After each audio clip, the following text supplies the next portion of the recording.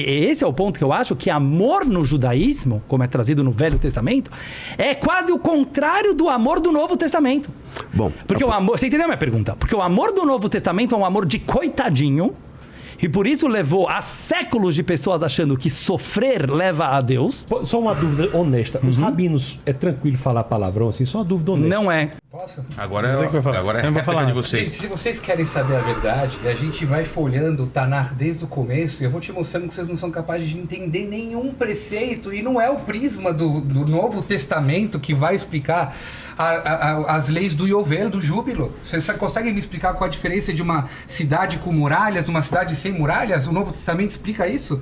Qual a diferença em relação ao júbilo, que está na Torá, de casas com muralhas, cidades sem muralhas? O Novo Testamento explica isso? Óbvio que não. A única Torá que explica a Torá escrita é a Torá oral, que é o Talmud. Que é o Talmud, que é a mesma Torá que diz que Jesus não é Deus, Jesus não é Mashiach. Ele foi um judeu rebelde. Exatamente. Então, assim, ele existiu, hein? Se não você está como falando, outros... na verdade, vamos olhar todos os versículos.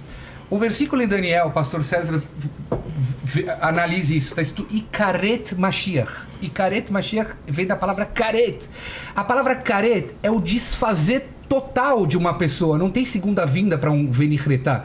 Venichretá, judeus ganhavam karet por pecados absurdos, muito graves que acontecem na Bíblia. Então não é o Ciro. Não. É que você disse que lá era o Ciro. Então você disse que o Mashiach era o Ciro. E Karet Mashiach vem da palavra Karet. Karet em hebraico é um total... Na Torá tem várias interpretações para cada versículo. O judaísmo era assim antes do cristianismo, entendeu? É que esse texto não é da Torá. Vamos lá. Esse texto é de Daniel que ele Isso. Não, do Tanakh, eu quero dizer, do Tanakh também. Tá tudo bem, mas vamos lá. Talmud comenta. O Talmud Ciro, sim. E Karet Mashiach, ele morreu por completo e seu reinado também. Persa caiu por completo. A palavra Karet... Você tem livro de história? Claro que eu tenho livro de Que história. ano é o Ciro? Não, você não entendeu. Não, mas ele quer dizer, pela tua interpretação que o Mashiach era Jesus, então ele foi cortado. Ciro é entre o primeiro e o segundo templo. Diz ele que diz. A profecia está falando que ele vai morrer até o final dos 499 anos. Porque não leva. Já está dizendo que ele vai morrer. Isso é profecia. Bom, se eu posso falar sobre isso... Veja. Você me fala quando eu puder falar. Veja, se a gente for falar agora do Shiva Shevuim, lá em Daniel. Se a gente for falar de 7 semanas... Yovel, o Novo Testamento é capaz de me explicar... Entre outros 613 mandamentos. O tefilin, o kasher. O tefilin, as roupas do sacerdote, se a gente sentar juntos, vai falar as medidas de cada uma, você sabe exatamente como funciona. Cada tora, cada estaca do tabernáculo, que você fala, Jesus é o tabernáculo. Você consegue me explicar cada medida, como funciona exatamente? Só a Torá oral. O que o Micha está querendo dizer, eu posso complementar? Eu posso complementar ou não? Claro. Não, só se você deixar. O que o Micha quer dizer é assim, óbvio que o que vocês falaram é muito inteligente e é bonito. Não é essa a discussão. Eu quero que você entenda que eu não quis desrespeitar. Você vai entender o que eu quero falar. Eu quis ir para uma discussão mais inteligente, como eu tento fazer hoje em dia, de aproveitar hoje... Qual é a coisa mais escassa do mundo? Tempo. Então eu tento aproveitar o tempo, seja num podcast, seja qualquer coisa, no que vai se levar de produtivo e de inteligente para as pessoas que estão nos ouvindo. Então, assim, claro que a gente poderia entrar nisso, mas tem pessoas, eu repito, quando eu falo ChatGPT, porque de verdade, lá existem informações sobre esse tema que a gente está falando agora, infinitamente mais inteligente do que tudo que a gente possa. Pelo menos do meu lado, eu posso falar do lado judaico. Agora, o que de inteligente e prático que a gente pode trazer aqui, agora, 2025... É isso que eu queria chegar agora. É assim, o cristianismo, ele existe. Ele é uma das maiores religiões da Terra, certo? Em número de pessoas, assim como o islamismo também. Eu falaria a mesma coisa. Em vez da gente focar, entendeu? Em frases, slogans, parece Coca-Cola, entendeu? Não sei se pode falar aqui. Quer dizer, parece... A gente toma, pode. Ou seja... em vez da gente se ficar focando na superficialidade das religiões, é isso que eu quis dizer, não foi falando sobre você, mas a infantilidade existente no próprio judaísmo. Eu falo isso aqui, Micha, para sinagogas que brigam, linhas religiosas dentro do judaísmo que às vezes ficam preocupadíssimas com A ou B, se falou A ou B, quando a essência do judaísmo e do cristianismo e do islamismo e do budismo, e eu vou falar mais, até do ateísmo, porque eu não acredito em ateu. O cara tem algum trauma com Deus, então ele tem que chamar Deus de algum outro nome. Mas o que a gente gosta? O que a gente concorda? 99% a gente concorda. A gente concorda com a vida. A gente concorda com Deus, a gente concorda com amor, a gente concorda com família, a gente concorda com transcendência espiritual. E aí, agora, seria hora de fazer uma pergunta também para eles? Vocês têm mais 3 minutos para fazer a pergunta. Eu também pergunta. queria concluir rapidinho, mano. Sim, mas eu só quero falar isso aqui. Então, assim, o meu objetivo quando eu falo que eu vim aqui, mesmo que o tema oficial é escrituras judaicas versus teologia cristã, eu vejo um complemento, como vocês falaram, um dos dois falaram, fantástico, como Maimônides escreve, eu finalizo com isso, que Jesus veio para o mundo, apesar de indiretamente ter causado muito sofrimento para o povo judeu através das perseguições que tiveram para o povo judeu, para abrir as portas da era messiânica. Quem falou isso foi um dos maiores rabinos ortodoxos de todas as gerações, Rambam, Maimônides. E ele fala, por quê? Porque ele trouxe para o mundo que era politeísta, vocês sabem disso, até o cristianismo surgir, a maioria do mundo, tirando o povo judeu, acreditava em muitos deuses, inclusive os gregos, e ele trouxe o conceito de um Deus, que é a unicidade do universo. Ele trouxe o conceito da relação entre homem e Deus, e ele trouxe a relação de um mundo melhor que todos nós acreditamos. Se todos nós juntos acreditamos nisso, para que a gente vai brigar por versículos que mal sabemos interpretar, independente das explicações que forem trazidas aqui? Agora, a pergunta... Eu vou falar depois você terminar, mas eu vou falar assim, eu tenho uma pergunta muito... Não, é que assim... O Dudu! Vai. O Dudu é da hora. Pode falar, é que o Mika já discutiu com eles. Eu quero fazer uma pergunta que eu tenho. Quando eu falo pergunta, não é debate no sentido de querer quebrar o outro. As minhas perguntas, elas são pontos que eu não entendo, porque a maioria dos... Só pra vocês saberem, 99% dos meus seguidores são cristãos. Eu não tenho aqui por que diminuir o cristianismo. Qual é a pergunta? Ao contrário. Então, a minha pergunta que eu nunca entendo é assim: o amor no cristianismo, ele é muito trazido como a morte de Cristo pelos nossos pecados. E é algo que eu já perguntei para alguns padres e pastores e nunca me responderam de uma forma simples, não de uma forma complexa, de uma forma simples.